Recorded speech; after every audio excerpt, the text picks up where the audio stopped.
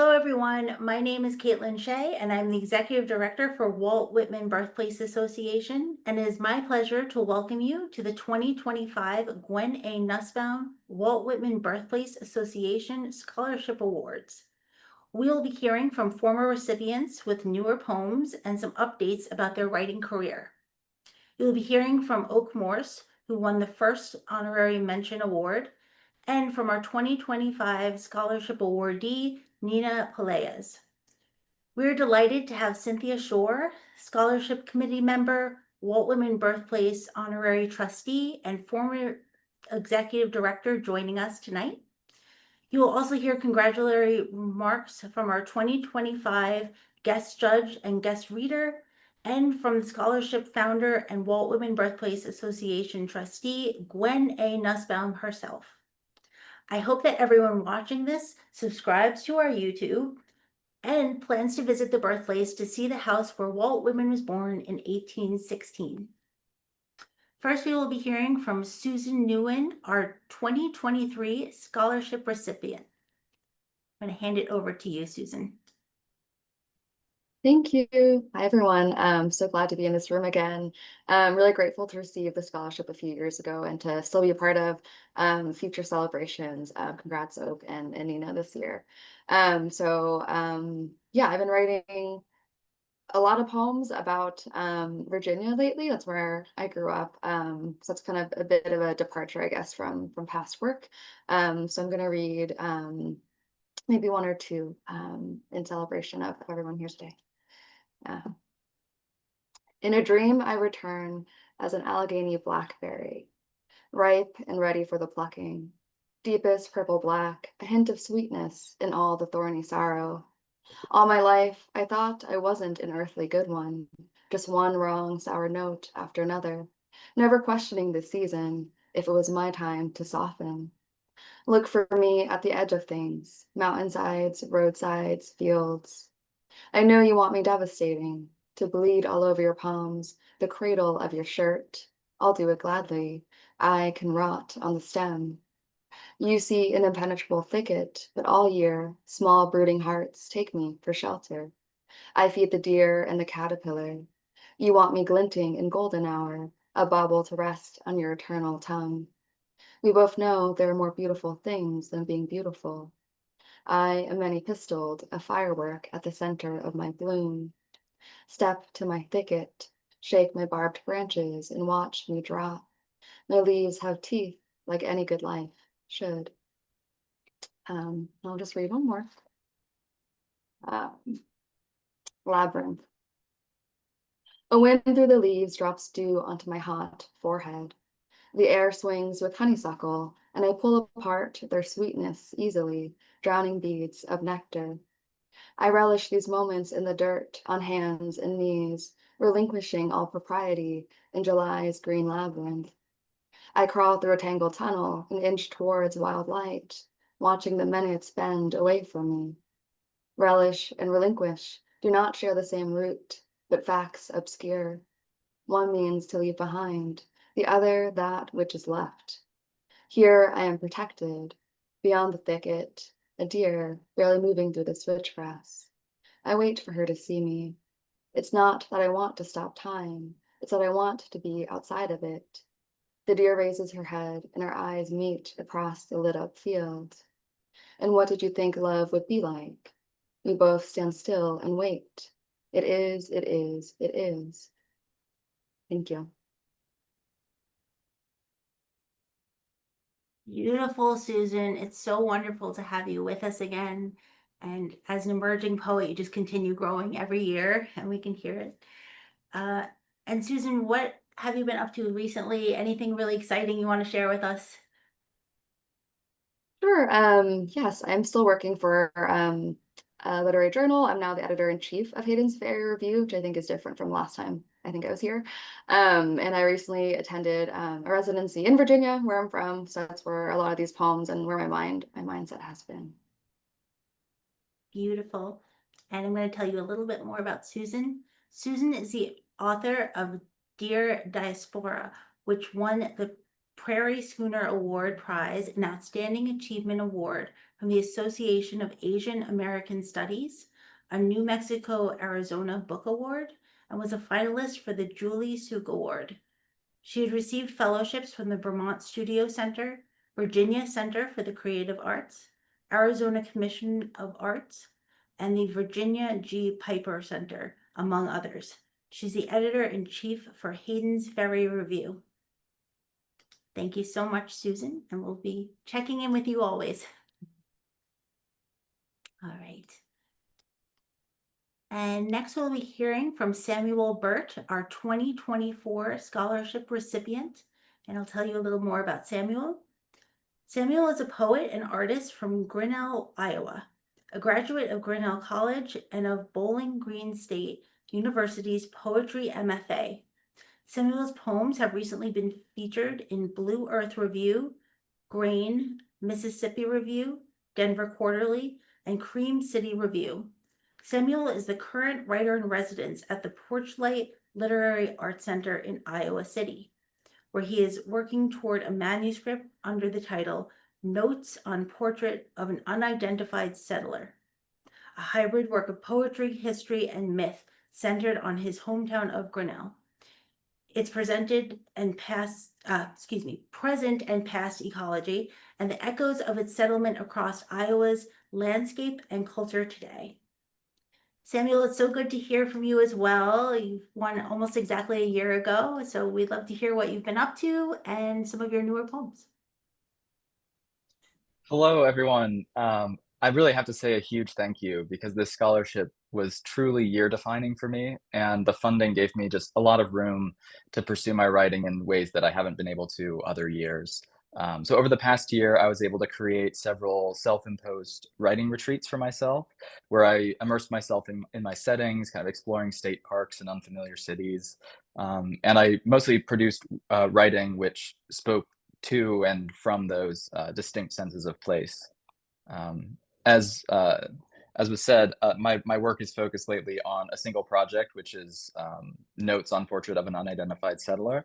This is a book-length sequence of poems, and it draws heavily from the historical record, moving between multiple forms, voices, and perspectives, including J.B. Grinnell, the founder of Grinnell, the abolitionist John Brown, the gold miner Amos Bargdahl, as well as several unnamed settlers. And I use all of these voices to explore Iowa's foundational violence and this violence echoes across our present moment's political and environmental landscape.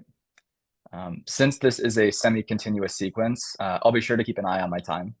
And I'll begin by reading 2 pages from a frontier diary. 1.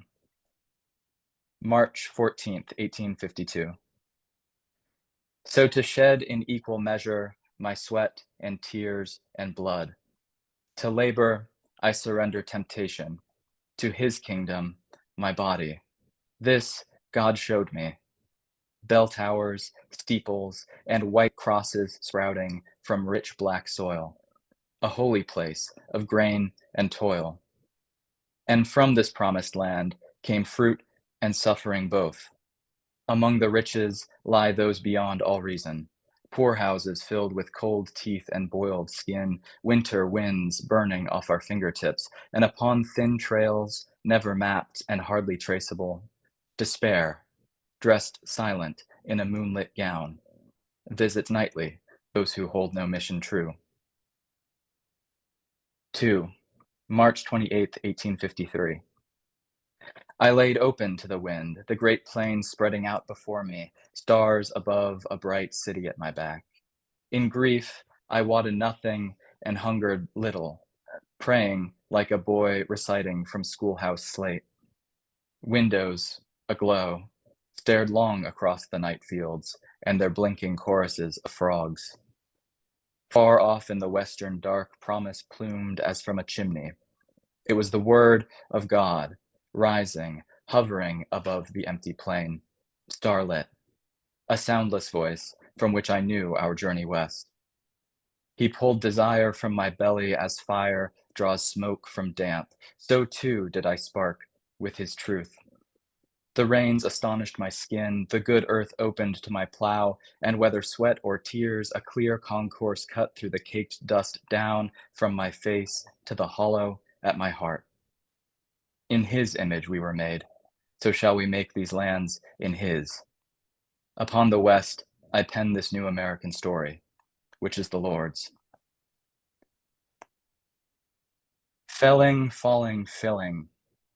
Goldfinch, blackbird, nuthatch, my mother taught me naming. Blue stem, St. John's wort, my father taught me burning. Once I gave the brush pile a tiny, flickering heart. Half the garden burned. Within a week, rye shot green through ash. We made soup with the carrots, charred tops and all. I listen for familiar sounds, naming wings and flowers lining a forgotten railroad. Catbird, switchgrass, chickadee. My mantra of recognition, waiting to hear meadowlark, bittern, mistaking a whippoorwill's trill for the scooped flute of a curlew, as if the flaw in my memory were a little resurrection. There are birds I hear, birds I don't, and birds I never will. I recite every name, but every night history arrives at the edges of my thoughts, like deer to a salt lick. I don't want to forget. Don't want to wake to anonymous warnings with a rot in my mouth I cannot name, and listen to the meadows warming up, missing a note from their scales. Thanks again so much for being here and listening. I'll close with a final piece about the railroad. This is a piece I wrote about the first recorded use of a steam locomotive to pull any cargo or people, which took place in Wales in 1804. The railroad is really central to this piece, as there's several rail lines cutting straight through Grinnell, so it's just a constant sound of freight every day. And of course, the railroad's destiny being somewhat intertwined with the settlement of the West in the 1800s. It continuously comes up as I work through this manuscript. At first light, men crawled from mud into smoke, scrambling to mount the creature, laying their hands hard upon shaking ribs of wood and steel, as if grasping ropes slung over the edge of a grave or pulling a burning torch from the first fire. Its smoldering snout pointed fast into the future. Alight with coal fire, bar iron and rifle barrels bulged with steam and ash, pressure exchanged for motion, pained Promethean breaths. Pistons shifted, ready to bear their 10-ton pig iron burden forward. Dozens of men, last aboard the first train west, clung to the beast. Riding, holding fast in its heat, each slung his legs over the hips of time. Thank you. Thank you so much, Samuel. It's so wonderful to have you back and to see even more growth in the past year. It's just phenomenal for us to witness as well. All right, so next I am going to hand things over to Robert Savino, Walt Whitman Birthplace Association trustee and scholarship judge. Welcome, Robert. Thank you, Caitlyn. I'm going to read the two comments, one comments by our guest reader and comments by our guest judge, and then introduce our honorable mention and our winner of the contest of the scholarship. So the guest reader was Declan Ryan, a poet and essayist that resides in London. I thank him in his absence for helping us go through 56 submissions to get us where we are today. Declan says, "It was a great pleasure to spend time with these varied, ambitious, and admirably well-achieved submissions. The standard across the board was impressive, and so many of the manuscripts we saw might have been finalists.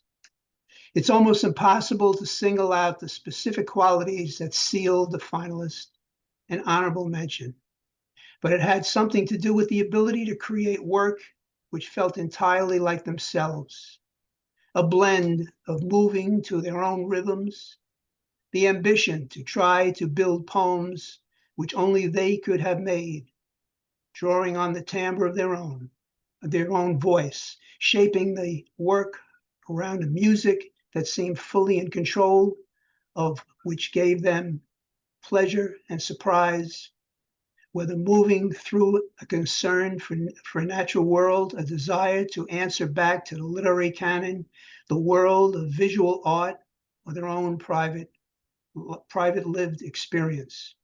It's clear so many of those poets whose work we read are already well on their way to building lives as writers. And I know the scholarship and honorable mention recognition will be used by its recipients to help them and their writing communities a great deal. That was from our guest reader, Declan Ryan. From our guest judge, Alicia Mountain.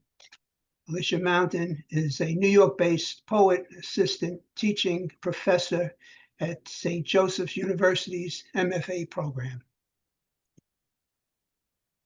And I thank her for joining me in the final decision for this scholarship. Alicia says, to the scholarship winners, congratulations. It was a privilege and a joy to read your work. The poetry you shared is alive with sound, sensation, hope, heartache, seeking meditation, justice, wonder, and much more. Thank you for your dedication.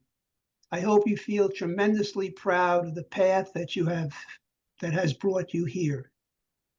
May this be just one bright spot on your long, luminous journey ahead. To be a poet is to be a noticer. It requires that we pay very close attention.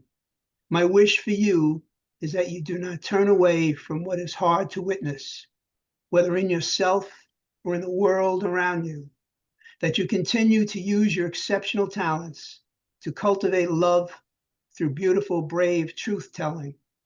I am eager to read the poems you write in the season ahead. Congratulations and best of luck. And those were comments from our guest reader and our guest judge.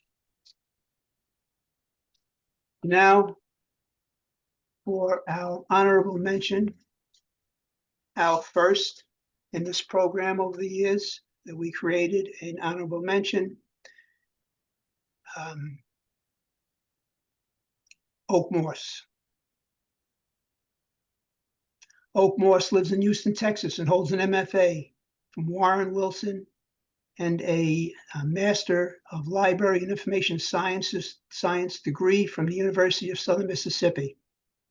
He won the 2025 award, Lewis Levis Postgraduate Award, and in 2024, a Public Space Writing Fellowship. Oak has received support from PEN America and has won fellowships from Brooklyn Poets, 12 Literary Arts, Cave Canon's Starshine, and Clay, as well as a Stars in the Classroom honor from Houston Texans. His work appears in poetry, and I read that one, Oak, in the April issue, the successful appraisal. Very nice. Also, Public Space, Black Warrior Review, Obsidian, Painted Bride Quarterly, Up the Staircase Quarterly, Indiana Review, Cream City Review, and Hobart, amongst others. I now invite Oak to the mic to read his poetry and give us some comments about what he thinks on the program. Man, thank you so much for that introduction. Thank you guys so much. I want to start off with my thank yous. I want to take this time to thank the readers and the panel of the scholarship for not only noticing my work, but also considering it alongside such other outstanding writers. For me, this means even more to have an honor knowing that my work resonates with people beyond myself. This stipend will go towards my production of my debut book, which focuses on intimacy, masculinity, and myth, and which I'm really excited to bring to the public. Furthermore, the stipend serves as an encouragement to do even better work because the recognition is so significant. Thank you, everyone. I'm going to read two poems. The first poem I'm going to read is titled Mama's Dead. My mom passed about 3 years ago. This is one of the first poems I've come to write after her passing. Mama's dead, and the pew space beside me pulses. Or a brother who pawned his halo, absent our mother's funeral.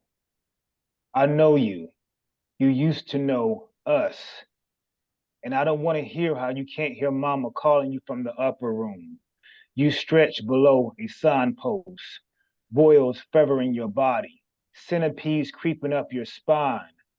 Mama's dead, and the obituary poem I wrote is still the poem I wrote, without your memories. Ask how I felt when cousin Big Thunder questioned me, where are you? Amid the darkness, all of my teeth held was a mouthful of fog. Don't tell me you're riding in cars with ex-cons, flipping into stores, dancing owls, your pockets pregnant. You know mama taught us all about working hard on these white folks' jobs, but mama's dead, and she probably sent it better than you. Save your justification of your dreads, housing dirt from 4 summers ago, a tongue piercing done by a blue bandit teen. You can have it, your soliloquy on making homies with IHOP workers on smoke breaks, finessing for triple stacks. You're suing the Salvation Army. You're trying to donate blood for money. You choking the librarian for protesting the nest you made beneath the last urinal. I owe you a flood cosmic enough to tie up your tongue because I don't want to hear about you ripping off churches for toilet tissue, wiping your ass one day with your birth certificate. Hell no, you can't put integrity on layaway, gnawing on those same words. It ain't that big of a deal. Passing out at parks, playing hide and go peep on down low men. You sopping up comfort in your habitat of hookers, dealers, sprinkling little gods and spoon. Are you letting them permeate your body with a plague, a disease swallowing you from within? At best, you're coddled by a lover bathing you in cognac, then marring you with a baseball bat.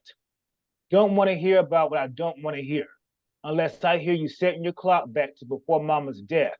Stuck back those words, you ain't seen earth since your last pipe, and soul check, hard.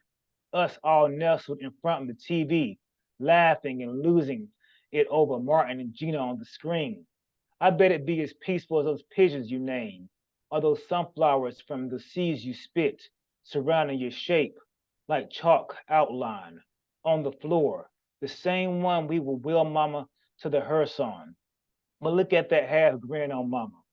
I'm sure it's for when we hammer time in the kitchen with hot cocoa, cigarette burns on your britches. For that, I'll take you twisting, counting cracks in the concrete, here loitering outside the chapel with my flyer for your whereabouts nailed from town to town. I can even take your squint through the stained glass, wishing mama serenity, dressed in your joint favorite color, plum. So take these petunias, this wrath laced, weeping too. Oh, brother, I pray there is enough of you left to forgive. This last poem is titled Track Heat Black Jean. This is a breathless double sonnet of You Misunderstand Me. They're all after me, their clangy claws, plotting to pin down the blackberry.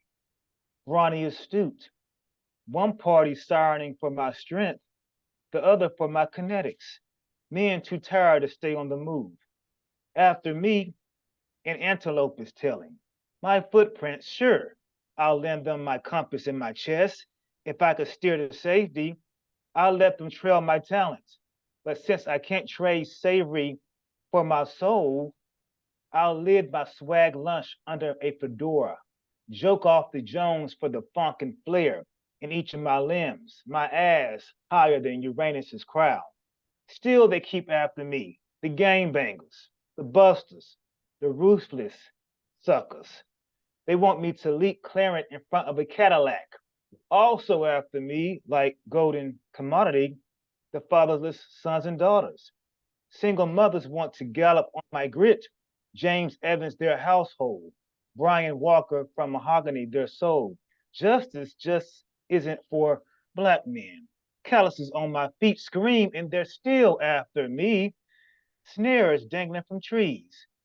My soft allies, real agenda cameoed in the shade. Shoot woke bullets after me. Swear you want a life like mine when they mean drop a pretty surrender. And chameleon all the man I want to be. Bend, cave in, flatten where my blackness stopped. When I was very well put here to not to run, but peacock. Thank you all so very much.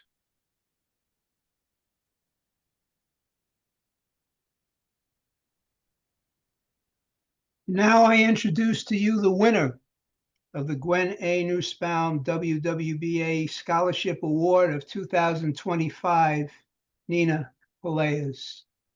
Nina is a poet, essayist, educator, and cultural producer interested in themes of displacement, diaspora, ecology, and resilience.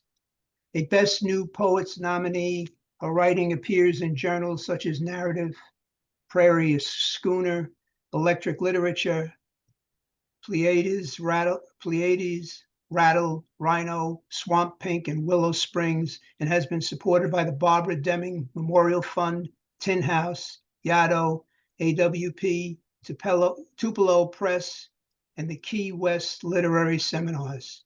She is a mentor for the Undroit Journal and works as an associate director of the Merwin Conservancy, which I'm very jealous of. W.S. Werman, who's one of my favorites from the 70s. Nina, please take the mic and read your poetry selection and tell me a little bit about you. Oh, thank you so much to all of you. It is such an honor to be here today and to receive this amazing award. I want to take a moment first to thank you, Gwenn, for your tremendous support and your many contributions to the literary world, and to Caitlyn and all of you involved with the Walt Whitman Birthplace Association, which really is an extraordinary organization. Thank you for this opportunity and for your continued support of writers and especially emerging writers. It means an enormous deal, and it is rare, I think, these opportunities in the literary world and are so meaningful in these times. Thank you, Robert, for your wonderful judging, your care with the work, and also to Alicia Mountain and Declan Ryan. It's so wonderful to hear your incredibly generous comments and your beautiful introduction. And especially, I'm so grateful to be here with past award recipients. Samuel, your work is astonishing. Susan, incredible. Huazi, also a writer I admire. And Oak, it's just extraordinary to be here alongside you. All of your work is just outstanding, and I've long admired all of you, so I feel just so grateful and lucky and humbled. It's just an honor, and I just thank you all for being here today as well. This opportunity will be so wonderful and will really let me take time to both travel and attend residencies to really focus on the manuscripts that I'm working on. I have 2 collections that I am at work on, and I'm going to read a little bit from each of them. The first is a collection I've been calling Myth of the Mother, which grapples with the experiences of familial loss as a result of adoption and exile. And the second one is about really ecological collapse, environmental resilience, and the consequences of human exceptionalism. So I'm going to read a couple from each. And the first poem I'm going to read is inspired by the work of Cuban-American artist Ana Mendieta, whose life and work is very important to me. And I'd love to actually open my reading with her words. And she writes, "There is no original past to redeem. There is the void, the orphanhood, the unbaptized earth of the beginning. There is, above all, the search for the origin." This first poem is Siluetas. Where there is no body, I still see a body. Because I have learned the shape of absence comes in the shape of a woman who could have been my mother. Arms outstretched and always empty, while I carry the remainder of each subtraction. What stays? On the ground, the outline of her drawn in chalk. In a closed case file, I will never see the final photo of her face. So many times I have tried to fit my body into shapes not made for mine. In a park in a city I have never been, my mother's ashes settle into silt, while the island my father calls home crumbles from the dusty scaffolds of his memory. I have tried to climb through many rooms of houses closed to me. Exile is a state of mind that seeps into the bones. Spring comes and I am lonely. I lay seeds down in vacant spaces in the soil. When the weather warms, they sprout and root, until one morning I wake to seedlings gone. I pretend it is my mother's ghost stealing from my garden to grow the flowers for herself atop her wasted grave. I am gifted a necklace my mother made that she wore in the casket at her wake, a bead wound with wire tethered to a black cord. Some believe all symbols must have meaning, that the empty enclosures foreshadowed Anna's early death. It is tempting to read an object like an oracle. My mother's meaning eluding me again, I carry her around my throat like an unanswered question, a spiral tracing the darkness, the soft rattle it makes, a sound only I can hear. The soul wanders, does not know borders. Like water or dirt on wind, it cannot be stilled or kept in place. With enough time, everything will become something else. I let this comfort me. One day, the soil I touch will hold the body of someone I would have loved. When I float in water, it is like being carried in their arms. This next poem is titled Boveda, Altar, and it engages with my family's practice of Santeria, which is a Afro-Cuban religion. In a house I never saw, my abuela left cups out for ancestors. Now a memory comes to me secondhand. My father reciting what little language he has left, his dead father before him muttering through a doll's mute mouth. I learn a prayer is always offered twice, once in the native, then a second time. Borges wrote, the original is unfaithful to the translation, which is to say, in translation, there is always an inferior. In the story my father tells, he is the faithless one, his mother's altar mumbling in the corner of the living room, conjugated with Orisha's laminated silences and votives dripping tongues. He pours the crystal cups of water out, one by one, into the throat of the sink. Repetition also can drain a word of meaning. En boca cerrada no entran moscas. In my father's country, the dead speak only when spoken to. Longing fills my mouth like a...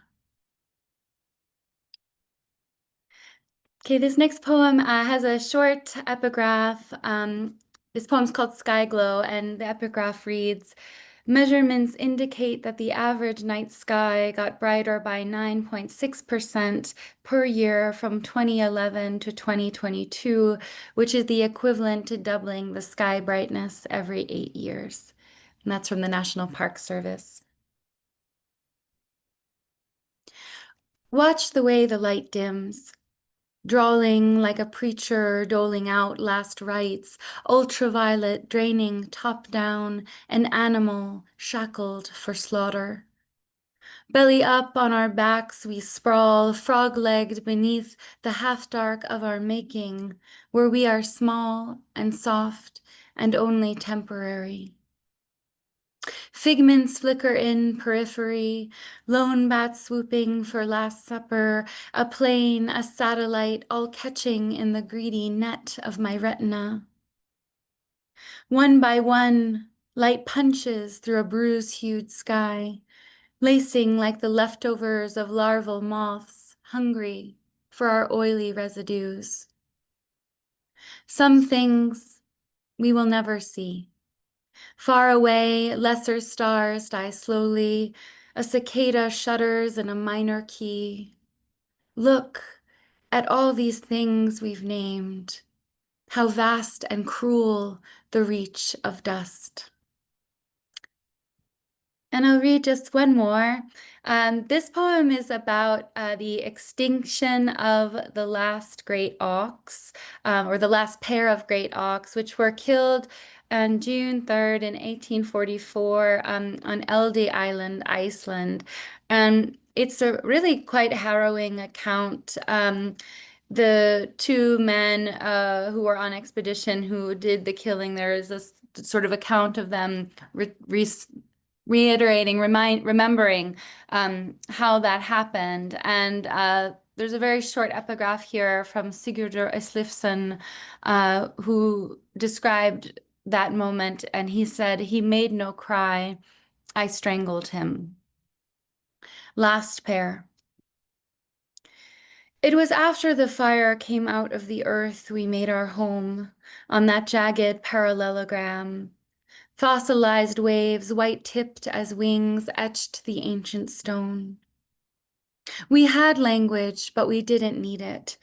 The wails we sang across the water were just a kind of laughter.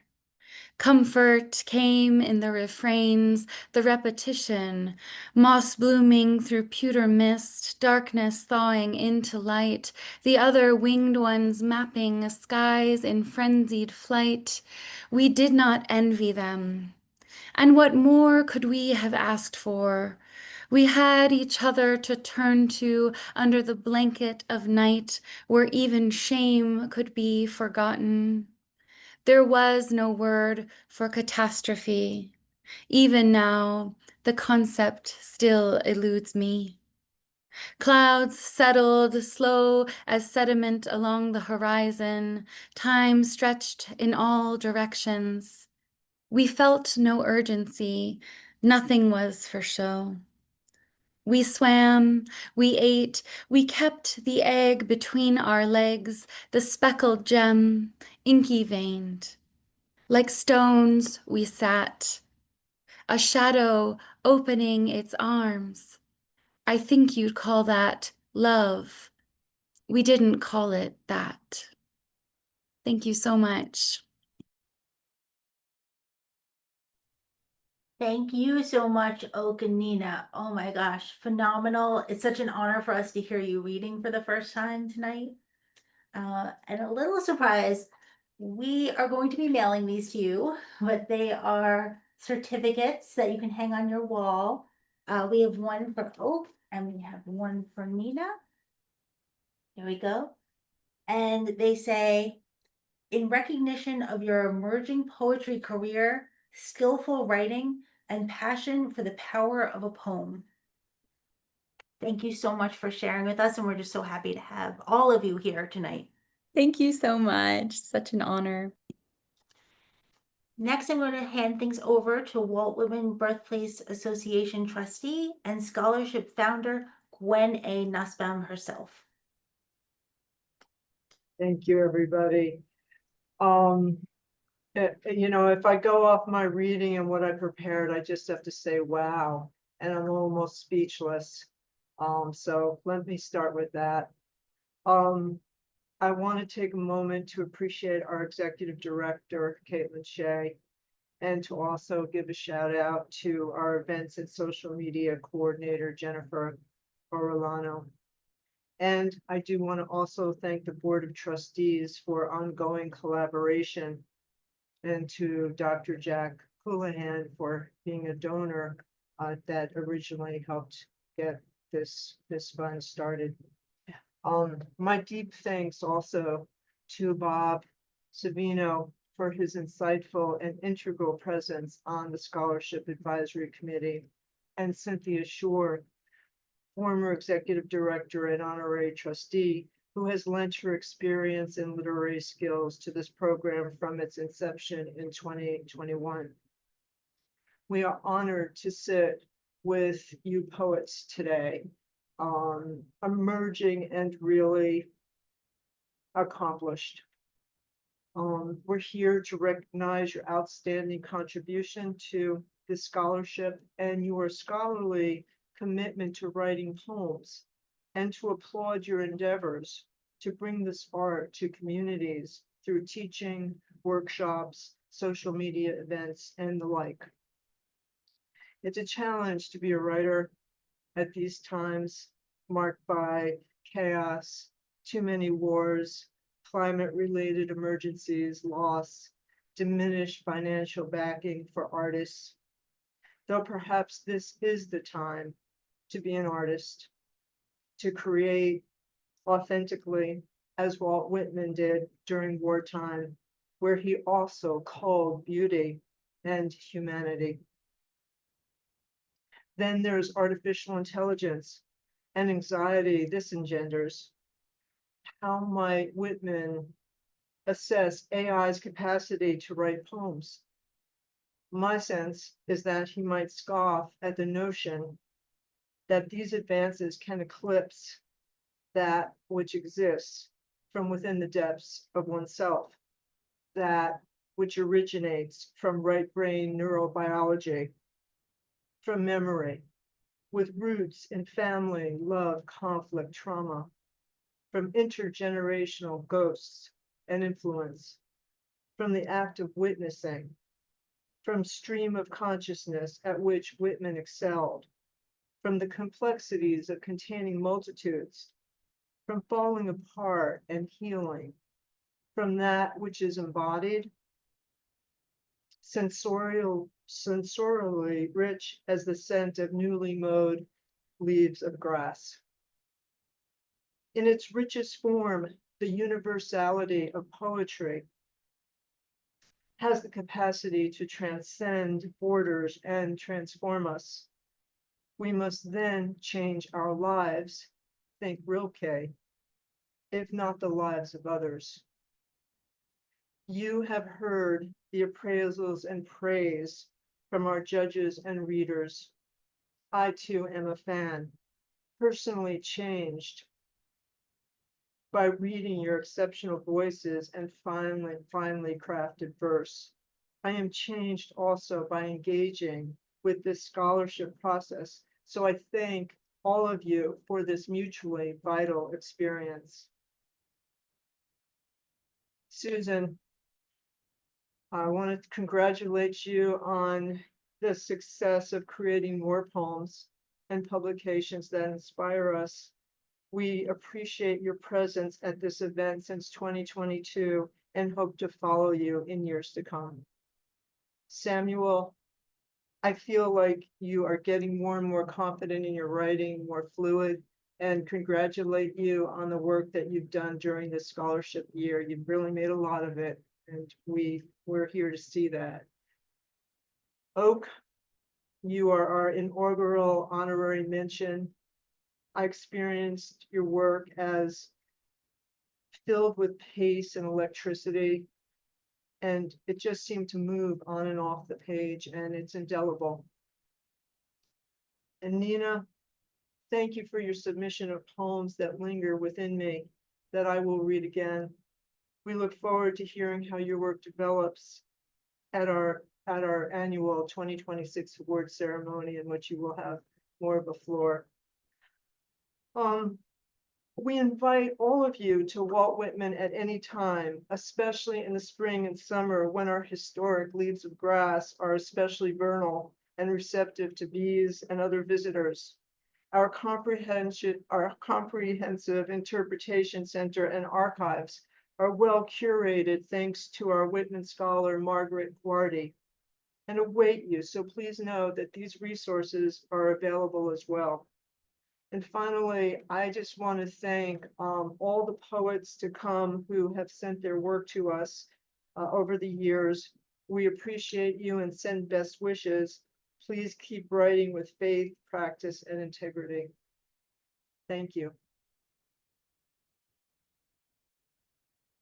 Thank you so much, Gwen. So inspiring to hear you discuss the scholarship in particular. So now we're going to shift to our congratulatory remarks.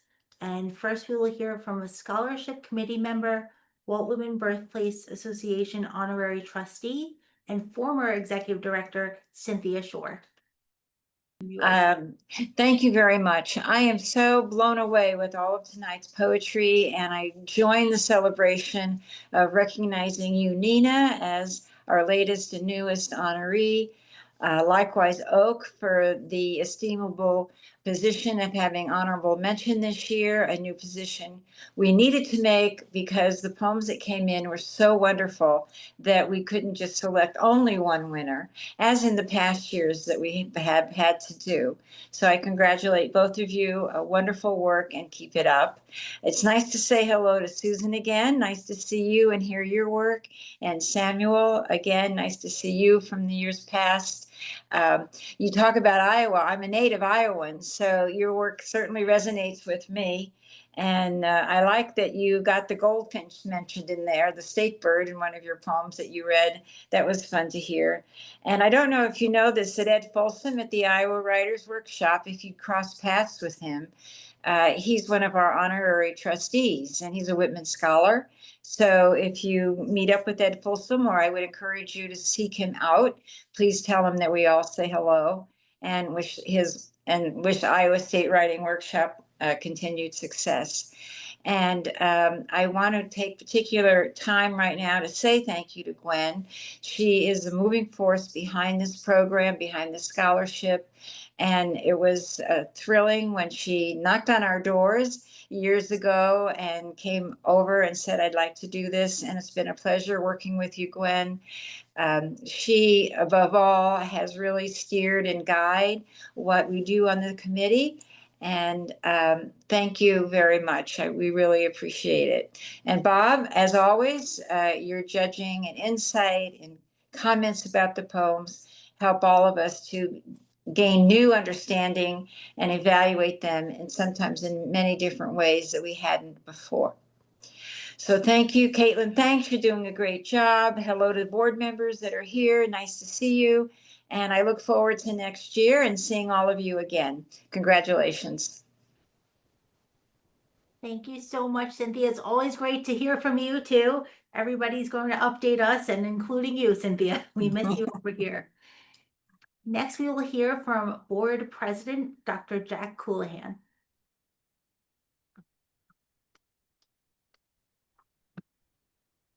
Well, I'm delighted to be here. Unlike several people on this group, I have nothing to do with the judging of your poetry. And so I haven't heard or seen any of it before, which makes it a particular honor to hear the astonishing voices, the young voices that each of you have, and each is different. Both are two honorees for 2025, Nina and Oak, are superb poets and have very different voices that resonate with me, as do Susan and Samuel when I hear your voices tonight. We have a writer's workshop at the Health Science Center at Stony Brook, and we call it Astonished Harvest, which comes from a poem by John Stone, who was a physician and a very good poet. And he wrote um, a sonnet in which he used the term astonished harvest. And I think that what we have done this year and previous years in the Gwenn A. Nusbaum Scholarship is an astonishing harvest of young voices and young poets. And I think it's wonderful. I think for somebody my age, listening to your work and listening to what you're doing and your projects just energizes me and makes me feel that poetry is alive and well and thriving uh, throughout the United States. So thank you very much for your work and congratulations. Thank you so much, Jack. Great to hear your comments as well. Next, we will hear from Board Vice President, Dr. Maria Basile. Thank you. Thank you, Caitlyn. And thanks, everyone. It's great to be here tonight as well. I'm going to keep my remarks short, and I'm going to keep them kind of confined to words that that the poets tonight used so beautifully. So for Susan, I think Susan said it best, that there are more beautiful things than being beautiful. And I would suggest that poetry is one of those beautiful things. Poetry particularly fills a loss that we all seem to have. And Sam is bringing it back when he writes about the unidentified settlers of the West. He brings it back in the names of birds our mothers teach us, and the fires that our fathers teach us how to light. You know, an oak, the beauty of Oak's poetry is the only way that I can describe it is from the one line when he says, "I pray there is enough of you left to forgive." It's a prayer. Your poetry is like prayer, Oak. So thank you for that.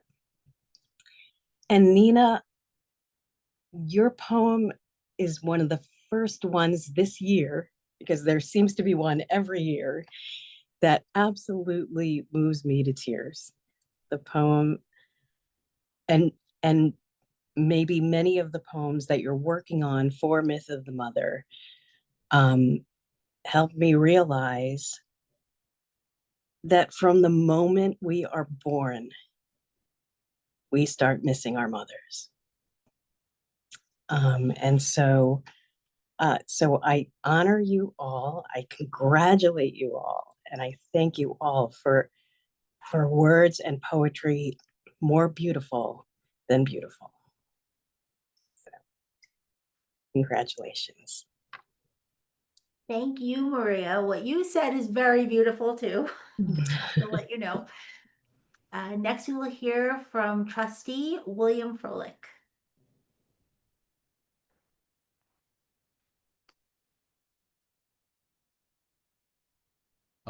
I don't know if you can hear me, but